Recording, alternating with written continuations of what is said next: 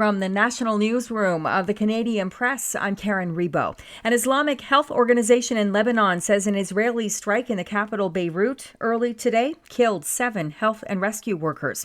The airstrike in the residential Bashura district targeted an apartment in a building that houses an office for some civilian first responders affiliated with Hezbollah.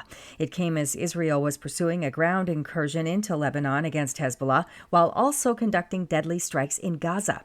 Meanwhile, the Israeli military announced today it killed a senior Hamas leader in an airstrike in northern Gaza around 3 months ago. Prime Minister Justin Trudeau is headed today to France to attend the Francophonie summit, where the shadow of war in the Middle East will likely loom large on the meeting between French-speaking countries. The summit, which happens every 2 years, will be held from Thursday to Friday in Villers-Cotterêts and Paris. France is taking over the presidency of the Francophonie from Tunisia and says the summit's theme will be to create, innovate, and do business in French. However, the broadening war in the Middle East affecting Lebanon, a member of the Francophonie, looms large over the discussions. A senior government official says Canada will try to arrange a conversation with representatives for Lebanon at the summit. Najoud Al-Malik, Canadian Press, Ottawa. Toronto's police chief says the shooting of an officer on the job in the city early last night is a sobering reminder of the risks police officers face every day.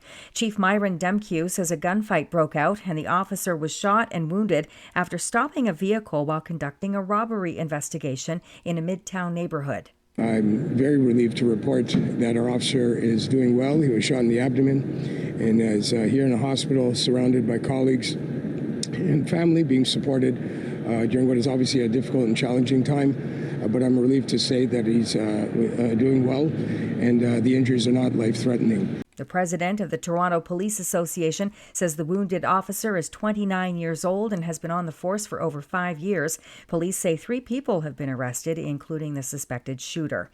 The Manitoba legislature kicked off its fall sitting yesterday with a public apology from Premier Wab Kinew. Kinew said he was sorry for comments he made last month in ousting one of his caucus members, Mark Wasilyu. The criminal defense lawyer was removed because one of his colleagues, Jerry Wiebe, is representing disgraced fashion mogul Peter Nygaard. Earlier today, I apologized to Jerry Wiebe privately, and I now repeat that apology publicly. Jerry Wiebe, I am sorry. Kinew says he should have kept in mind the independence of the justice system. A northeastern Ontario jury is expected to hear closing arguments today in Canadian musician Jacob Hoggard's sexual assault trial. Both he and his accuser took the stand over the nearly 2-week trial, offering starkly different accounts of a June 2016 sexual encounter in Kirkland Lake. This is the Canadian Press. In sports, Toronto FC's MLS playoff hopes took a body blow last night in a costly 4-1 loss to the New York Red Bulls. Toronto coach John Herdman didn't mince words after the setback. Just not good enough.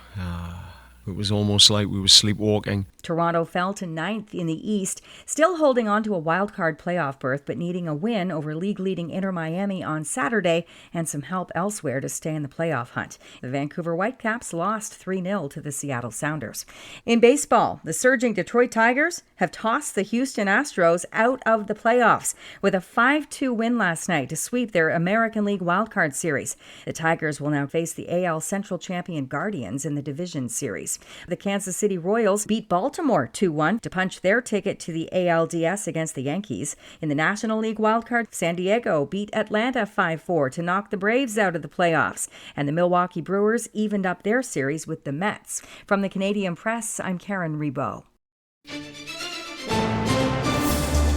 Thanks for listening. Don't forget to follow and subscribe. For more of today's top stories, visit thecanadianpressnews.ca.